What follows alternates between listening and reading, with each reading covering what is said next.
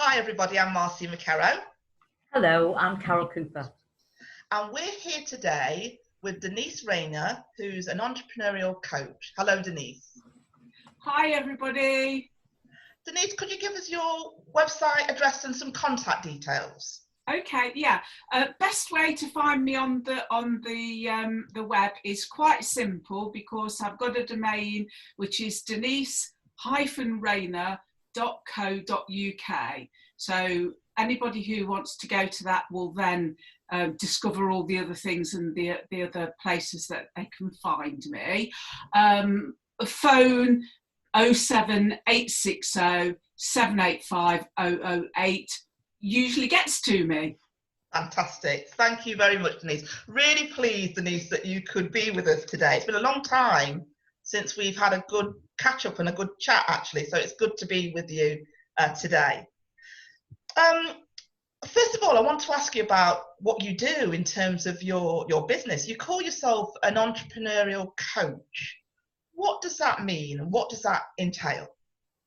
Okay, well, I suppose it's all around what's developed in my life and my career.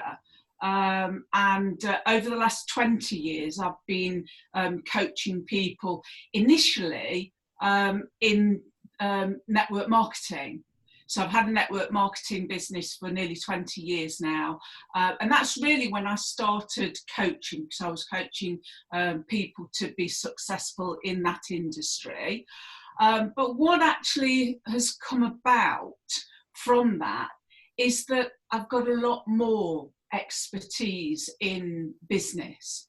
And so therefore, I've made myself available to coach people in all different facets of business. Fantastic. So in terms of being a coach, what do you think is the most important thing that you do in terms of coaching? I think it's often helping people to discover what they really want. Absolutely. And it's often, a lot of my time is often looking into why are they doing something. Because if they don't know why, then quite often they're never ever going to, even if they know the how, they're not going to do it. Absolutely. So, finding a why is really a key part for me in coaching. Yeah, fantastic. And I think for most of us that are out here coaching, that's the starting point, isn't it? Sort of like your raison d'etre. What are you doing it for, and what is it all about, really? So your website starts with "Welcome to my world" and explains about your career that you've had in the fashion industry. So you alluded to that earlier, that you've had a long sort of business career. And your background was also in design, wasn't it? In fashion industry, in design. Absolutely, yeah. So tell us a little bit about that and how you changed from being in fashion design to going into the business that you're in now. Okay, well, my passion was design. Even as a child, I used to make my dolls. I used to make their own dresses. I'm of an age where your mum would make your clothes, or certainly my mum made a lot of my clothes. And so I used to make little clothes from scraps for my dolls. And so I suppose it was no surprise really when it came to choosing a career that fashion was something that I was really interested in getting involved in. And I had a very successful career initially as an employee, although when I reflect back on my career, even in the very early days, I had my own brand as well. So I was always doing things for myself, but in the main, I was working in industry. I had an opportunity to set up a business actually for a fabric supplier who wanted to get into the garment side as well, and he poached me from my job. Headhunted. I offered to virtually double my salary overnight, which was a little bit of a hook for me. And I ran that business for them for about 3 years, and that actually was during the late 80s. So one of the many sort of financial crashes that we've had over the years. Yeah. And at that point, they decided that that they didn't want to go ahead, keep all the businesses in the group running, and the newer businesses, of which mine was one, fell by the wayside. But I had the opportunity then, because customers were saying to me, well, Denise, why don't you just set up on your own? Yeah. And that, I suppose, initially I thought, well, that's easier said than done.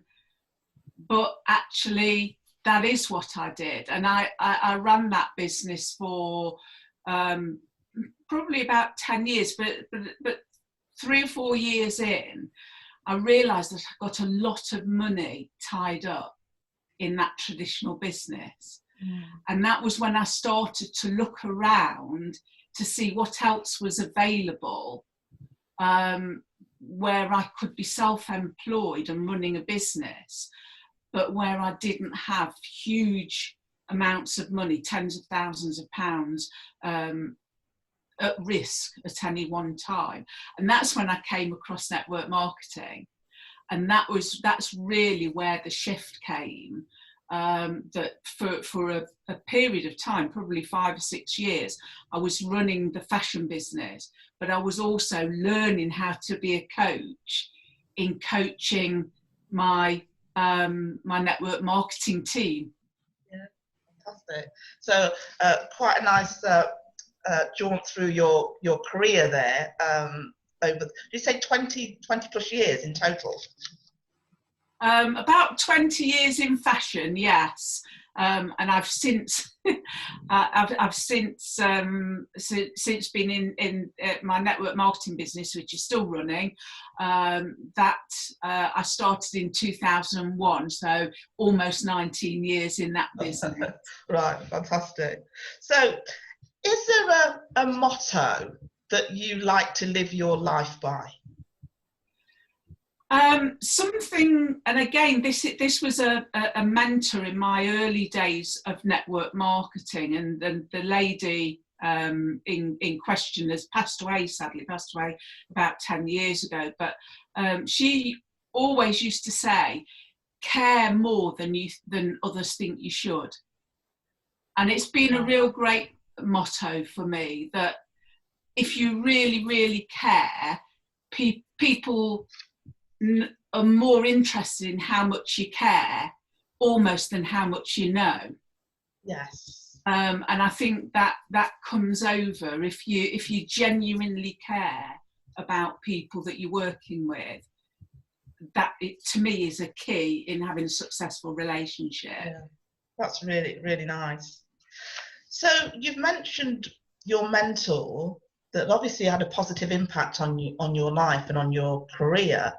Were there many other people that had an impact on your journey, either positively or not so positively? And what did you learn from them? I would say, number one, my dad, because my dad was a first generation self-employed businessman. And so I was very, very fortunate that I was brought up in a family where my dad was quite successful in the motor trade, and so we were blessed to have a great upbringing, but also we were opened up to the potential very early on of running our own businesses, both myself and my brother. So I would say that he was a great influence, and he never ever, he didn't ever think that there was something that we couldn't do. His attitude was always, well, yes, of course you can. All you've got to do is find out how to do it and work hard. Attitude. Yeah, brilliant attitude. So he was a great influence on me.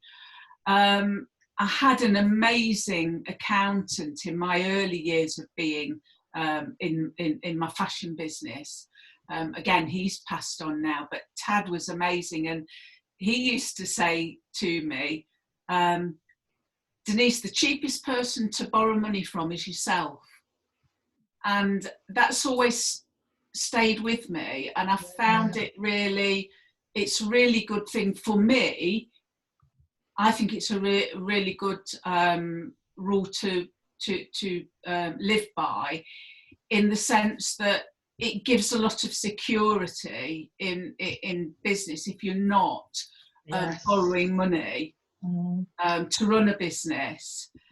If you start with whatever you've got and build on that, you're not creating expenses in your business that puts pressure on you. So he was great, and Tad really helped me when I set up going from running a business for somebody else, being managing director of a business, to transferring that into a business of my own. He was key in helping me cherry pick the business that I was going to carry forward, and the business that sadly I was going to have to say, I can't afford to work with you.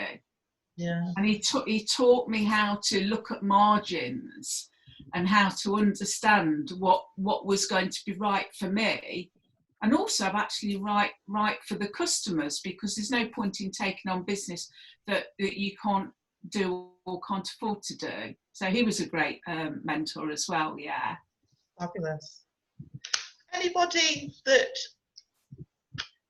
had a message for you that wasn't so positive, but you still saw that as, actually, that's something that I'm going to take on and learn from? Because it's not always the positive people in and around our lives, is it, that help us to drive us forward. Sometimes, I know for me, sometimes I can be quite bloody minded, and they've said that, so now I'm going to go and do, now I want to do exactly the opposite. I want to do this, and show them. Was there any challenges or anything like that came out from the people that you were?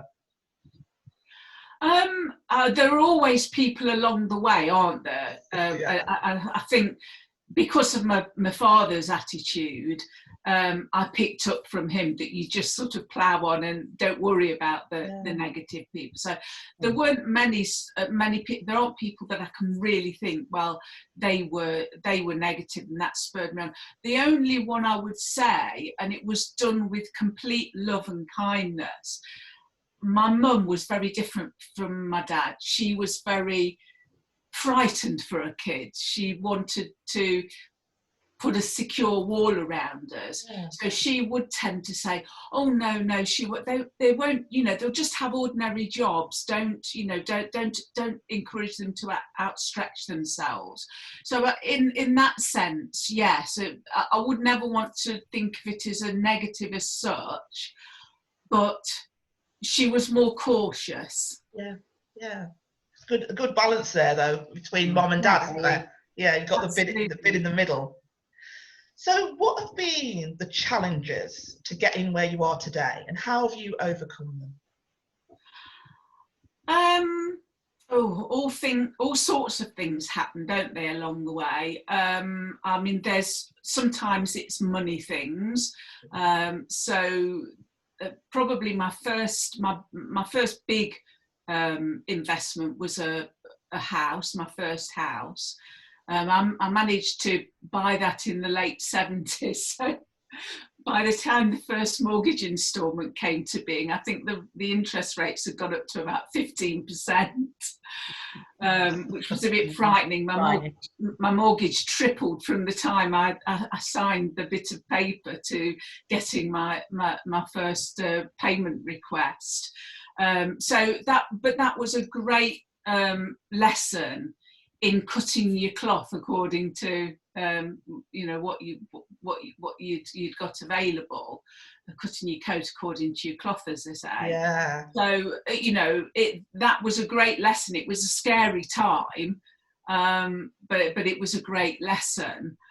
I think when, as I alluded to earlier, I was encouraged to set up a business,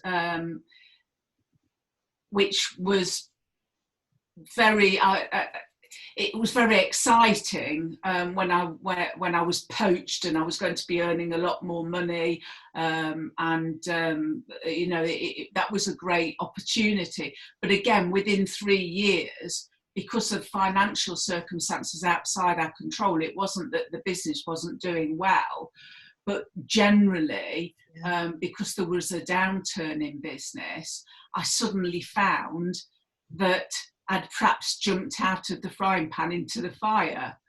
But that, again, that was great, because it gave me the opportunity to actually strike out on my own instead of being part of a bigger organisation, which maybe I wouldn't have done if I hadn't been pushed a little bit. And I think the other things really in my life have been more about health. So in the early days of my network marketing business, my parents were both elderly and they'd both got fairly serious health conditions. So in fact, I think within a month of me starting my network marketing business, my mum announced that she'd been diagnosed with Alzheimer's, which, you know, that was quite scary. So I had about 5 years. She was the main carer for my dad, who'd already had major strokes and was in a wheelchair. So that was a great learning ground for me to run a new business and get a business off the ground, but at the same time dealing with family issues, which we all have over the years. And the emotional challenges that come through dealing with your parents when they're not well, you know, all that when we're dealing with a new business as well. Yeah, absolutely. You know, and we keep, you know, all I've ever said to people though about that time is, in a way, I felt glad, because although I was developing a new business, because of the way network marketing works, I was able to be far more in control of my life, and therefore I was far more in control of the time that I could spend with them, and I could just drop things if need be, which I would never have been able to do in the fashion business that I'd left behind. So I felt blessed in a way that I'd had the opportunity to make a change, which I didn't know at the time how valuable that was going to be to me. And again, you know, 5 years later, I was diagnosed with breast cancer. So again, I had 6 months, 9 months where I really wasn't doing anything at all but getting myself well. But I had a business that had a structure that would continue to pay me, even though I wasn't really doing very much. Yeah, brilliant. But you know, it was really more by luck than judgment, to be honest with you. How you fell into the network marketing, or yeah. I mean, I fell into it because I was looking for something with more flexibility, and without the financial investment that I got in the traditional business. But I didn't realise at the time how key that was going to be for me over the following years. Yeah, fantastic, fabulous. I'm glad, so glad that you're well mended now and healthy, and you know, looking great today. So that's brilliant. Thank you, Denise. Hello, Denise. I'll second that, because you look really well, and you've obviously done very well to get where you are. I wanted to ask you about your achievements, although we have had that conversation this morning, earlier on this afternoon. My interest there is around, are there any more achievements? Because you sound like you've had quite a few. And what of those, how should I say, have those achievements been important to you? How would you rate those for yourself, the importance of them? Sorry, can you Hmm. Give me that one again. Yeah, of course. No, we talked about, and we have done during the interview so far, we've talked about achievements because you've obviously had many. Yes. I was just wondering, A, was there any more? Because it sounds like you're quite a versatile lady. And why have those achievements been so important to you? I think, again, going back to my childhood and my upbringing, I think that watching my dad develop his business, that gave me the fire, really.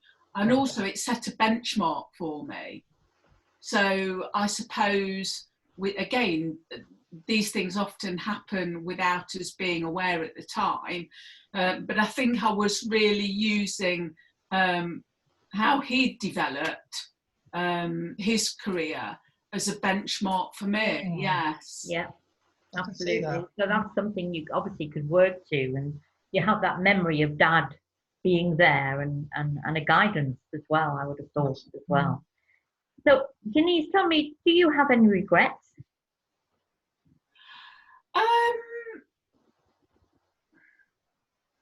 I think I've always tried not to look back and say, oh, I should have done this, I should have done that.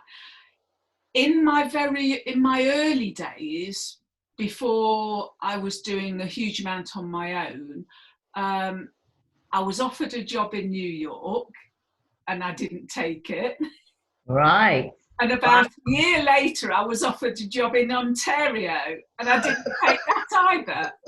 They obviously want you over the pond. Yeah, you know, as somebody who actually really enjoys travel and enjoys seeing the world, I do look back and think, what were you thinking? Or what were you not thinking? Yeah.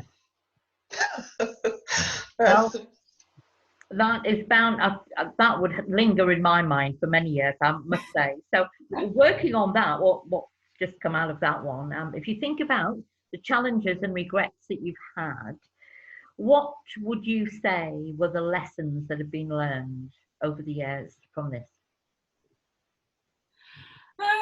I think give some time to consider things. Disasters aren't always disasters. No. That's nice. The greatest opportunities in life are often dressed up as disasters. So often it's about regrouping, taking stock of whatever's been thrown at you and seeing what you can make of it. And often you can make something better than you had originally. Yeah, because it all comes, you know, it's all the packaging says, open me please, because I'm good. It's, you know, it is something that you can work with if it even works against you at first. So that's interesting. So it's all character building, isn't it? Yeah, absolutely. I think Marty and I over the years have had a lot of training in that area about character building in one way or another, and a lot of it good, positive stuff, and a lot of it that we've just learned to work with and move on, you know, so that's great. So Denise, tell me, totally different sort of question here. What is your most treasured possession and why? Oh, my most treasured possession, goodness.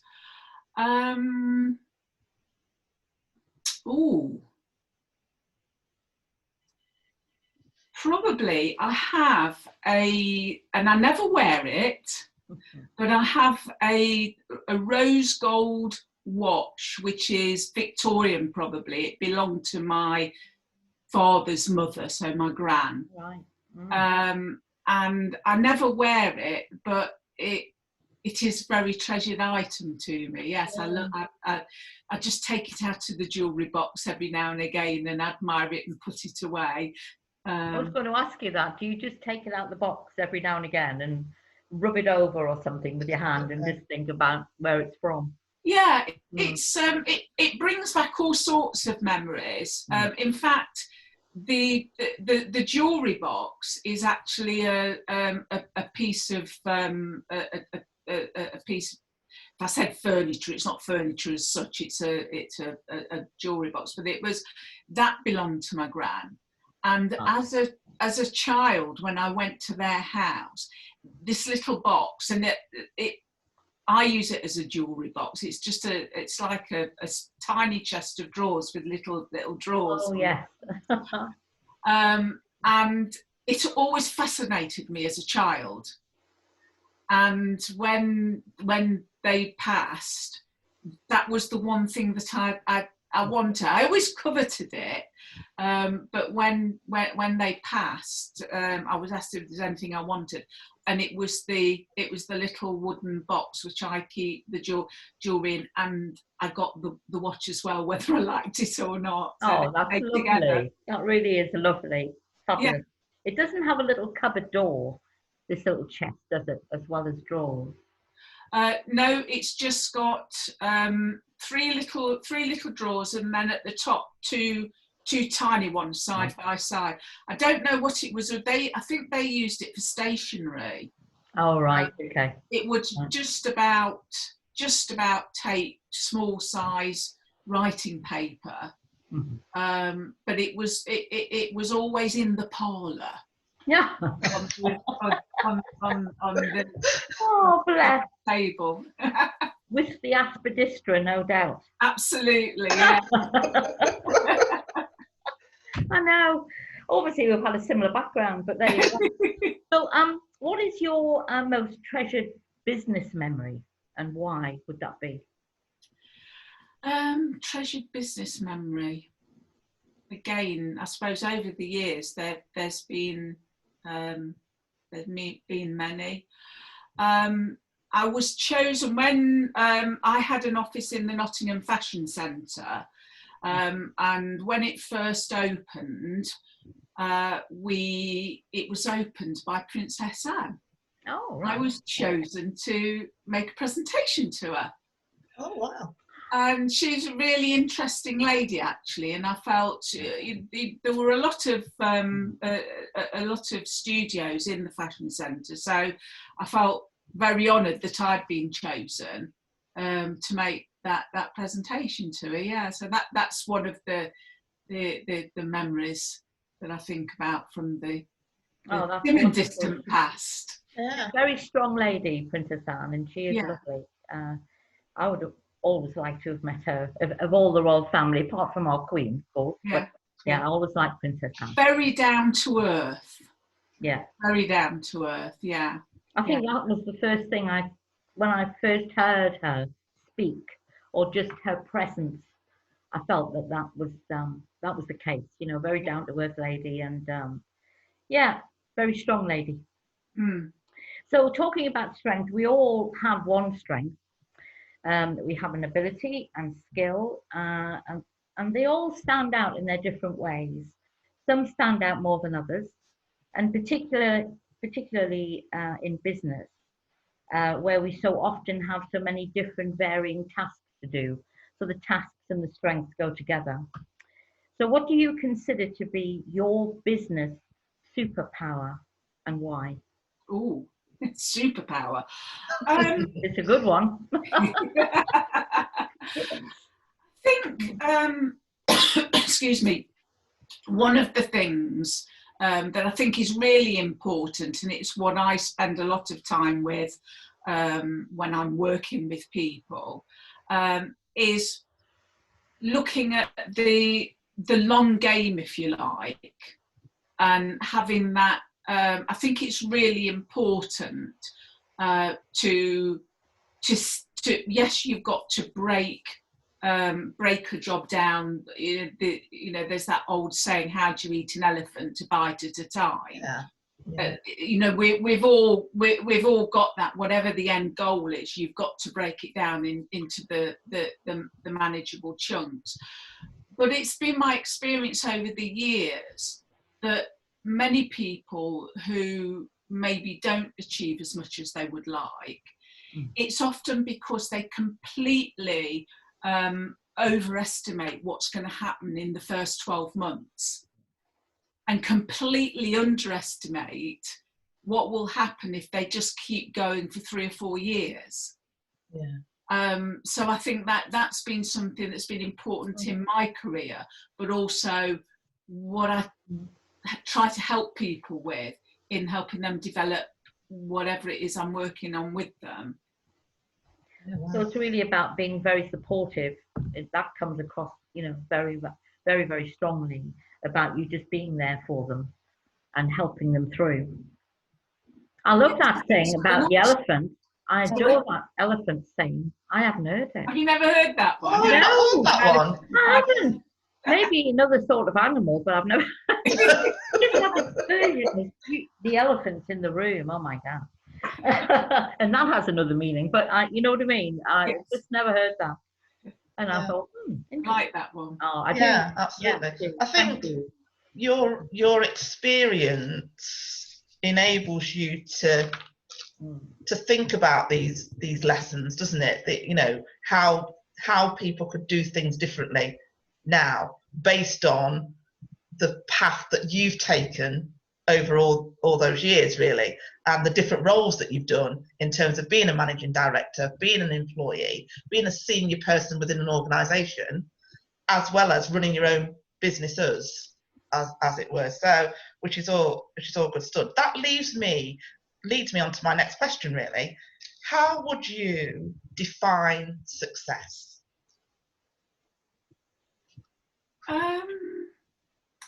I think it is about, it's not about money. It is about having enough. Yes, yeah. To not be worried. Yeah. But it's really, to me, it is more about satisfaction in achieving goals, and general contentment, if that makes sense. Yes, it does. Sorry, I'm just writing that down. So excuse me a minute while I. So by that definition, would you say that you are successful? I feel incredibly successful, and in the sense that I've achieved what I've wanted to achieve. And at the end of the day, I think that's the only person we should ever measure ourselves against, is what do we want for ourselves. I've enjoyed enormously the last few weeks in lockdown, because it's really given me an opportunity to reflect on what I've achieved so far.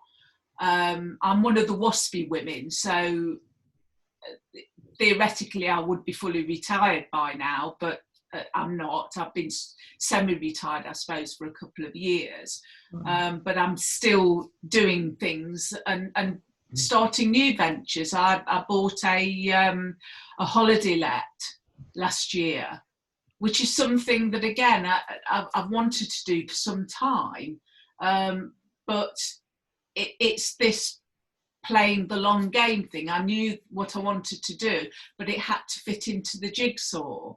And it fit into the jigsaw last year, so I'm really excited for that new venture. That's wonderful. That's fantastic. Yeah, I'm just making a quick note there. Fantastic. You've mentioned a lot of things, Denise, that have contributed to where you are today, and I just want to break that down a little bit, really. What two things would you say, above everything, have contributed most to your professional success? The ability to listen and learn. Nice. And not take things at face value sometimes. You know, we were talking earlier about getting good feedback and not such good feedback. Yeah. Sometimes the not such good feedback is more helpful than people just telling you how great you are. Absolutely. Totally agree. Totally agree with that. Brilliant. Yeah. So being listening and learning from what you're hearing, and not to take everything at face value. Yeah. Fabulous. Definitely. They're great, Denise. Thank you very much.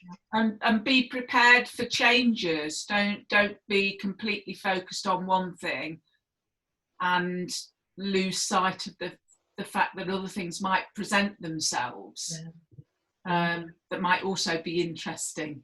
Yeah, lovely. Thank you. That sounds great. Absolutely.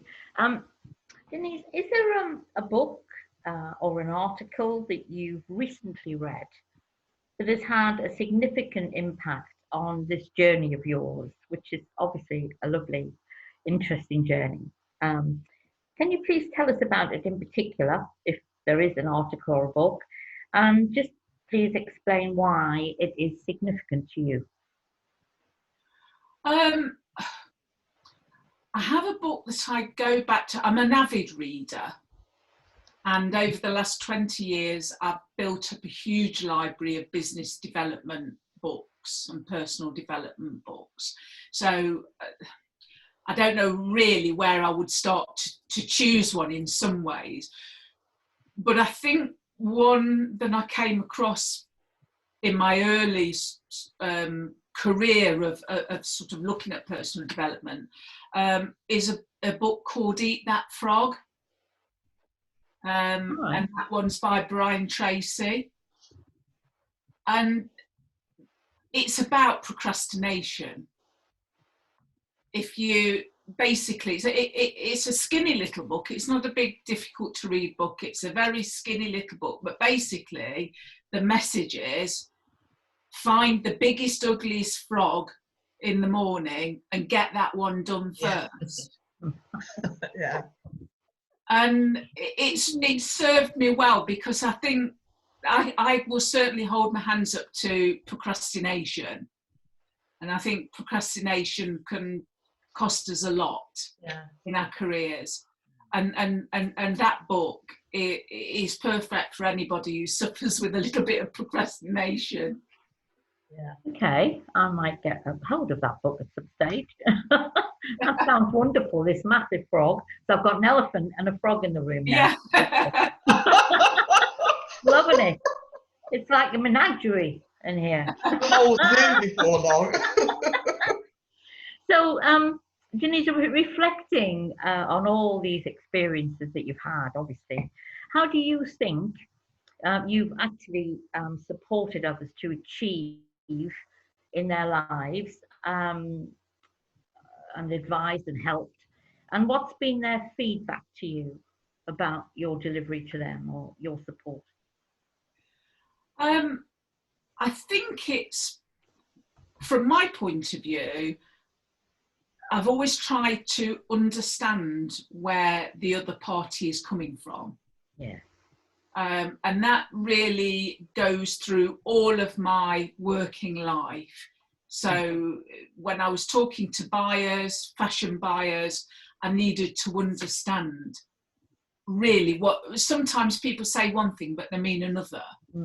Quite often. Yeah. And so, you know, in all sorts of scenarios throughout my career, my various careers, I found that, again, here's another one. I'm sure you'll have heard of this. 2 ears and 1 mouth. You can use them in that proportion. Yeah, I've heard that one as well. You know, and I think I've heard that one. Yes, yeah, that is more familiar. Yeah, right. Yeah, but you know, again, I think if in business relationships or personal relationships, you know, if you use your ears more than you use your mouth, you can progress an awful lot. Yeah. Be a good listener. I think that's always key, isn't it? Mostly in all things, just listen to what people are saying. I know our brains are going 100 miles an hour, you know, because we're thinking of other things, but listening is key, isn't it? Absolutely. Yeah. So apart from all these animals in your life, where do you find contentment, you know, both professionally and personally? I think for me now, it's very much about my pace of life. I've been able to sort of develop a lifestyle that that I don't have to work every day God sends, which is fantastic. I very much choose what I want to do and who I do it with. But in saying that, you need to have great friendships and great relationships. Otherwise, you haven't got anybody to spend that time with. So, I'm not somebody who has got hundreds of friends, but I've got a few people in my life who are really important to me. And that, I think that is a source of contentment. And the freedom to choose, really. I think freedom to choose is wonderful, and if you're lucky in this life, along this road that we walk, if we meet a few people, they're not always going to be really close to you, but it's just good because you learn from all sorts of people. But it is nice to have closeness and a good friendship, and an understanding. And my Marty and I've been together for years now, if you like, working together, and it's really reading each other where we can, and just being supportive that way. So I think that's fundamental, isn't it? Absolutely. So, my lovely lady, what does the future hold for Denise Raynor, entrepreneur coach? As I mentioned earlier, I've been spending some of this lockdown time in asking myself that question, because I do tend to pile my plate fairly high. And I think in a way, for me, there's been somehow a fear of not having enough to do or not having the fingers in pies. But I think the future for me really is I'm enjoying having the holiday let property, both as an income stream, but also as somewhere to spend time for me as well. So it's great to have a business. It took me about 2 years to find the property, because it was really important for me to find something that I loved. I've always been a creative person, visual. Everything has a real visual quality for me, and so I had to find somewhere that I really loved, that I wanted to spend time in, and that I'd be really happy for other people. And feel that other people would enjoy as well. So I'll be spending more time developing that. Maybe my next step might be to develop that interest further. I won't be living in the house that I'm living in now forever. I love it, but this is the top of a spiral staircase. I've got a little beautiful stone wall. Sorry? Beautiful stone wall feature there. The cottage, it's lovely, but as I get into my sort of middle 60s, I'm definitely not going to be going up and down these spiral stairs 2 or 3 times a day. So apart from the location probably isn't where I want to finally be, I'll be looking for somewhere in Pembrokeshire, which is where my holiday let is. And maybe extend that side of my interests. Maybe have another holiday let, maybe not, maybe one's enough. Again, I'm sort of getting carried away with doing a bit more. And the coaching side, I'm very fortunate that I've got the network marketing business, which pays me nicely, but because I've been running it for nearly 20 years, a lot of that doesn't need a huge amount of input from me. I'm able these days to very much, although I do work with new people, I'm not looking all the time for people to work with. So it's very much finding people that I can coach in network marketing, who I feel I can really help and have a strong bond with, but also be available to as a coach in a broader sense as well, because of the experience that I've got 40 odd years. Yeah, absolutely. And I think that's so important. I think that's incredible that you're spreading that out as well, and encouraging people to maybe tap into that reservoir, if you like, of knowledge that you have around business. You know, doing things differently and looking at the pitfalls that people might come up against. I Yeah, think really good it's stuff. key, you know, to have somebody. I was fortunate when I was setting out that I had my dad as a mentor, as somebody that I could watch and bounce ideas from. Everybody doesn't have that when they're setting out in business, so I think it's key, you know, for people who have got some experience, to make that available, to, you know, to people who are finding the way. Yeah, fantastic. Brilliant, absolutely brilliant, Denise. Thank you so much. I mean, how can people, if they want to find out more about Denise Raynor and what you do, and in particular the network marketing, because we've not gone into what you do as in network marketing, but maybe we could have that as a follow-up, maybe as interview number 2 in the future. Just putting it out there. Just putting it out there. So how can people, if they are interested, get hold of you, Denise? Give us as many contact details again as you can. Okay, well, they can always come to the denise-raynor.co.uk domain and reach out to me through that, and we can have a conversation by connecting there. I have a specific website for the network marketing, and that is newhorizon.uk.com. You know, anybody who wants to have a sort of a sneak peek can have a look there, but it's often, I think, key to actually have a conversation. Yeah. I'd always encourage people to make a list of questions, and then connect and see where it goes. Fantastic. So this is the part of the interview then, Denise, where we let you know some of the messages that we're taking away from the conversation that we've had with you today. And as you saw, I was scribbling away quite a lot of very few messages, to be fair. Yeah. But I'm going to pick out my top 3. Okay, and what I will do is I'll probably email you the others, so you know the others. But I'll pick the top 3, and then Carol can tell you her top 3. So for me, flexibility in challenging times. Yeah. So don't stay rigid on your path. Be more flexible with what you're doing so that you can continue to move forward into the future. So flexibility in challenging times, love that.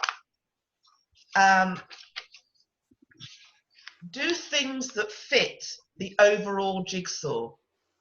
Yeah, I like that. Very visual in the way you talk as well, which is, I'm a visual person as well, so that's really, so do things that fit the overall jigsaw.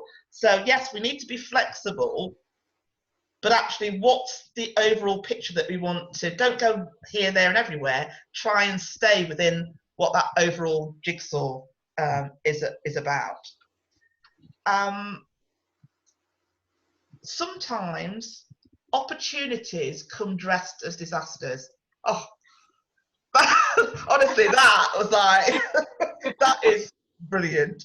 We've all been there, haven't we? That's a direct quote. Opportunities come dressed as disasters. You know, and can I just sneak in one more, and then I will promise, Carol, I will pass over to you. Well, you've done 2 of mine already, so go on. I'm just trying to get the others. I always go first. We always have this. We have an argument later. Only measure yourself against yourself.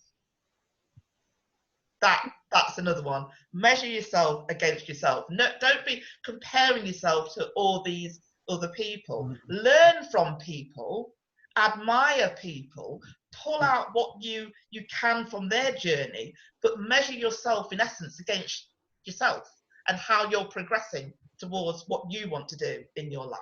So there were 4 of them. I apologize now. 3. So Never is, Denise. Never is. No, it's important that these things are said. I know Marcia will email you, and I can send you some of mine as well. But one of my top 3, and I took away, not that you actually said the word, but I took away compassion. Yeah. I took that away because, well, the caring, the need to support, the interest in people, all about, it covers a lot of areas, always wanting to listen, always thinking of how you can make it better. And I'll ignore all the animals in the room and I'll go on to facing, I love that. I just love it. I'm going to have animals everywhere.